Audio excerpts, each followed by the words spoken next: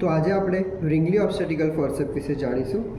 First of all આપણે જોઈશું કે વ્રિંગલી ઓબ્સ્ટેટિકલ ફોર્સેપને આપણે લોક કેવી રીતે કરીશું. તો આ જે છે એ રાઈટ આર્મ છે અને આ લેફ્ટ આર્મ છે. રાઈટ આર્મ અને લેફ્ટ આર્મને આવી રીતે આપણે લોક કરીશું. હવે આપણે એના પાર્ટ્સ વિશે જાણીશું, જેમાં ફર્સ્ટ ઓફ ઓલ આ જે પાર્ટ છે ધીસ ઇઝ કોલ્ડ હેન્ડલ. આને હેન્ડલ કહેવામાં આવે છે.